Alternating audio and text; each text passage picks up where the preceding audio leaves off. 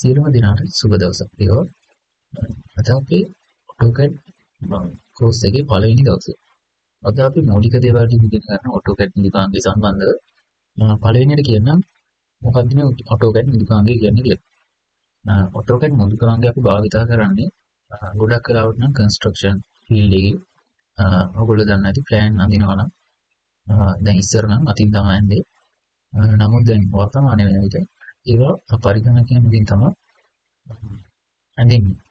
එතකොට මේ AutoCAD නිලිකාංගය සම්පූර්ණව ගත්තාම මේක ඉගෙන ගන්න හරිම ලේසියි. තවත් නිලිකාංග තියෙනවා මේක ගොඩක් වෙලාවට 2D plans සඳහා තමයි භාවිත වෙන්නේ. electrical drawings, plumbing ඒ වගේ drawings අඳින්නත් මේවා භාවිත වෙනවා. එතකොට ඔයගොල්ලෝ 3D පැත්තට යනවා නම් ඊළඟට Lumina, SketchUp වගේ softwares තියෙනවා. අනේ වගේ දේවල් කරගන්න.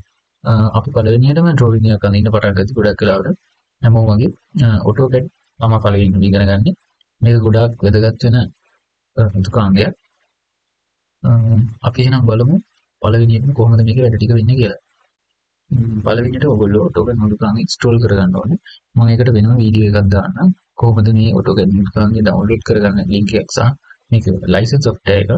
ඉතින් අපි ගොඩක් අපිට ලංකාව වගේ රටවල ගොඩක් වෙලාවට අපි ක්‍රැක්ස් තමයි භාවිත වෙන්නේ.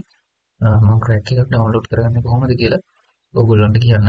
ඒ වගේම ඔයගොල්ලෝ PC එකේ performance මත ඔයගොල්ලෝ මේ version එක තෝරගන්න ඕනේ. සාමාන්‍යයෙන් ඔයාලට පොඩි PC එකක් නම් තියෙන්නේ ඔයගොල්ලෝ 2017 18 වගේ අතර version එක භාවිත කරනවා නම් හොඳයි. ඔයගොල්ලන්ට සාමාන්‍යයෙන් i7 වගේ i7 10 gen එකෙන් උඩ වගේ PC එකක් තියෙනවා නම් ඔයගොල්ලන්ට පුළුවන් ඊට උඩ versions භාවිත කරන්න. මම දැනට 2024 තමයි භාවිත කරන්නේ. මේක කිසි ප්‍රශ්නයක් නැතුව මගේ PC එක නම් run වෙනවා. පරණ PC වල නම් මේක ස්ට්‍රක් වෙයි කියලා මට හිතෙනවා. ඒ නිසා ඔයගොල්ලෝ ඒක ඩවුන්ලෝඩ් කරගද්දී ඒ පිළිබඳව සැලකිලිමත් වෙන්න. අපි ඩවුන්ලෝඩ් කරගෙන ඉන්ස්ටෝල් කරගත්තාට පස්සේ මේ විදිහට තමයි ඉන්ටර්ෆේස් එක දෙන්නේ. ඔයගොල්ලෝගේ version එකත් එක්ක මෙතන එන්න ඉන්ටර්ෆේස් එක පොඩ්ඩක් වෙනස් වෙන්න ඉඩ තියෙනවා. අපි බලමු පළවෙනියටම අපි AutoCAD නිලිකාංගයෙන් කොහොමද ෆයිල් එක ඕපන් කරගන්නේ කියලා. අපි පළවෙනිම මෙතන තියෙනවා new කියලා එකක්. ඒකේ ඔයගොල්ලන්ට පෙන්නයි මම වගේ 2017 වගේ version එක නම් මෙතන ක්ලික් කරපුවහම පහළට කීපයක්ම තියෙනවා. දැන් 2024 නම් තියෙන්නේ මේ ACAD DWT කියන ෆයිල් වල ටයිප් එක විතරයි. අපි ගන්න ඕනේ මේ ACAD DWT කියන ෆයිල් ටයිප් එක. ක්ලික් කරනවා. එතකොට ඕගොල්ලන්ට මේ වගේ වින්ඩෝ එකක් ඕපන් වෙනවා. ඊළඟට ඕගොල්ලන්ට මේක කස්ටමයිස් කරගන්න පුළුවන්. මම කියලා දෙන්නම් කොහොමද ඒක කරගන්නේ කියලා. ඕගොල්ලන්ට පේනවාද මෙතන grids විදිහට ඕනම් බෙදලා තියෙනවා. grids ගහලා තියෙනවා. ඊට grids ටික ඕෆ් කරගන්න පුළුවන්. එතකොට ඕගොල්ලෝ මේක සමහර වෙලාවට වැදගත් වෙනවා. ඒක හතරදරයක් වගේ නම් අපිට මේක ඕෆ් කරලා දාන්න පුළුවන්. මෙතන ඕගොල්ලන්ට පේනවා ඇති මේ grids කියන එක highlight වෙලා තියෙනවා. ඒක ඔහොම ක්ලික් කරපුවම අර grids ටික නැති වෙලා යනවා.